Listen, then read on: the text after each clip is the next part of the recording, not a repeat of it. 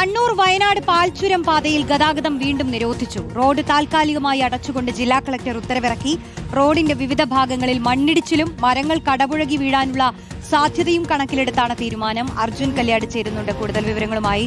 അർജുൻ, ആ വഴിയാകെ മുടങ്ങിക്കിടക്കുകയാണ്. നാട്ടുകാർക്കൊക്കെ വലിയ പ്രതിസന്ധിയാണല്ലേ?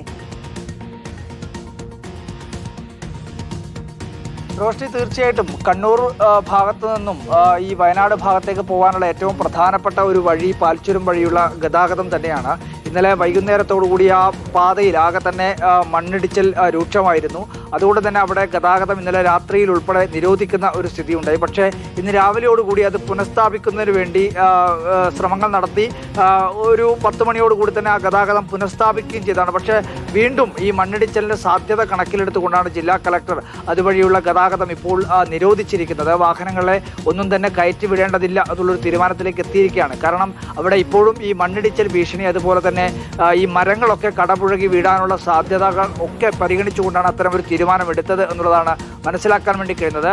അതിന് പുറമെ ഇപ്പോൾ പെരിയ ചുരം വഴിയാണ് ഇപ്പോൾ വാഹനങ്ങളൊക്കെ കടന്നു പോകുന്നത്. അതായത് ഈ പറയുന്ന പാൽച്ചുരം പാതയിൽ ഏതെങ്കിലും തരത്തിൽ അപകടമുണ്ടാകുന്ന സമയത്തൊക്കെ പ്രധാനമായും വഴി തിരിച്ചുവിടുന്നത് ഈ പെരിയ ചുരം വഴി ബോയ്സ് ടൗണിലേക്ക് എത്താൻ പര്യാപ്തമായ രീതിയിലുള്ള പാതയിലാണ്. പക്ഷേ ഇന്നലെ രാത്രിയിൽ അവിടെയും ആ തരത്തിൽ വലിയ രീതിയിലൊരു മണ്ണിടിച്ചിലുണ്ടായി. ആ വഴിയും മുടങ്ങിപ്പോകുന്ന ഒരവസ്ഥ ഉണ്ടായിരുന്നു. അതായത് ഈ പ്രധാനമായി രണ്ട് വഴിയിലൂടെ മാത്രമേ ഈ പേരാവൂരിൽ നിന്നും ഇരിട്ടിയിൽ നിന്നും കണ്ണൂരിൽ നിന്നും ഒക്കെ ഈ വയനാട് മാനന്തവാടിയിലേക്ക് എത്താൻ വേണ്ടി കഴിയുകയുള്ളൂ. ആ രണ്ട് പാതയും അടഞ്ഞു പോകുന്ന, അല്ലെങ്കിൽ ആ രണ്ട് പാതയിലും ഗതാഗതം നടത്താൻ വേണ്ടി കഴിയാത്ത സാഹചര്യം ഇന്നലെ രാത്രിയിൽ ഉൾപ്പെടെ ഉണ്ടായിരുന്നു. എന്നാൽ ഇന്ന് രാവിലെയോടുകൂടി ഈ പാൽച്ചുരം വഴിയുള്ള ഗതാഗതം പുനഃസ്ഥാപിച്ചതാണ്. പക്ഷേ വീണ്ടും ഈ മണ്ണിടിച്ചിലിന്റെ സാധ്യതകൾ ഉൾപ്പെടെ അല്ലെങ്കിൽ മരം കടപുഴകി വീണ്ടും അത്തരത്തിൽ അപകട സാധ്യത ഉള്ളത് പരിഗണിച്ചുകൊണ്ടാണ് ഇപ്പോൾ ജില്ലാ കളക്ടർ വീണ്ടും ഇതുവഴിയുള്ള ഗതാഗതം പൂർണ്ണമായും നിരോധിക്കുന്നതിന് വേണ്ടി തീരുമാനിച്ചിരിക്കുന്നത്. താഴെ കൊട്ടിയൂർ ഭാഗത്തു നിന്നും വാഹനങ്ങൾ പൂർണ്ണമായും തടഞ്ഞ് പോലീസിന്റെയും അതുപോലെ തന്നെ സന്നദ്ധ പ്രവർത്തകരുടെയും ഒക്കെ